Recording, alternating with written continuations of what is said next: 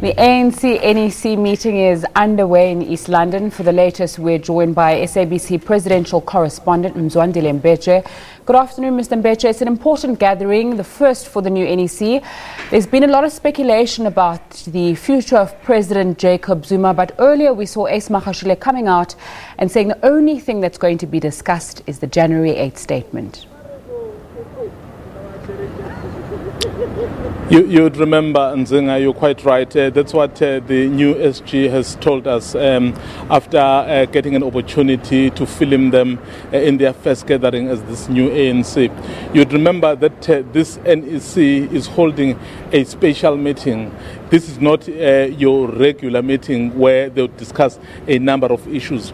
Because they have an event that is taking place on Saturday, they need to know exactly what is it that they want to tell the public. And of course, that's why Ace Makashule said to us, the only issue that was on the table was the drafting of the statement. And you know, the statement is a very important event on the calendar of the ANC. Remember, it was started by Oliver Tambo way back in 1972, and then basically giving a clarion call to everyone to say this is the direction we're taking. So obviously, Nzinga, we tried to find out because we had gathered that there could be some within the ANC who could raise the possibility or the issue around the two centers of power. So when we asked the SG was saying no, the only issue they had to grapple with was the issue of the drafting of the statement. But what I can say, Nzinga, is that the meeting is still underway.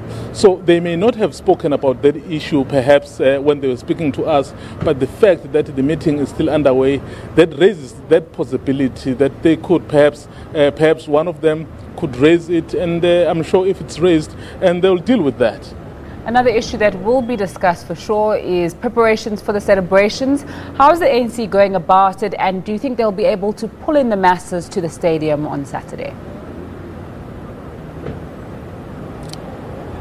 From what we are seeing in terms of the excitement here, in terms of the leadership, not only the national leadership or the provincial leadership, but also the local leadership, there seems to be enthusiasm, there seems to be excitement, so which perhaps points to a direction that people will go in their numbers. There are cars branded, there are people in their yellow perhaps and black t-shirts in the colors of the ANC.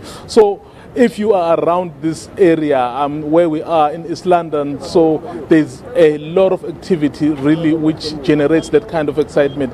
So when we spoke to the leadership, the local leadership earlier, the chairperson of this province, Oscar Mabuyane, he was saying so they are satisfied with the kind of work that they have done. So they believe that come Saturday, that stadium will be full, and indeed they said it will actually be overflowing.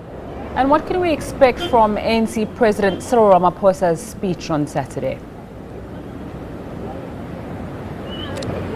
Nzinga, you'd remember that what the ANC wants to do, perhaps before pronouncing on anything, is to make sure that it becomes a united force, because they've realized that in division they are not able to achieve anything. So I think one of the central themes of the message that the president will deliver on Saturday will be the issue of unity. Not just talking about the issue of unity, but perhaps coming up with programs which will ensure that it forges that unity. But the other thing is the issue of the economy. We also understand that the deputy president, in his capacity in the country, is the one who will be leading the delegation to Davos. So that tells you that the ANC is really putting the issue of the economy at the center stage.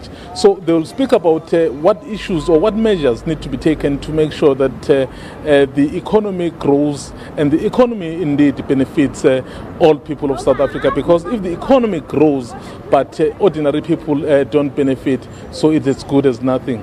And another issue is the issue of corruption.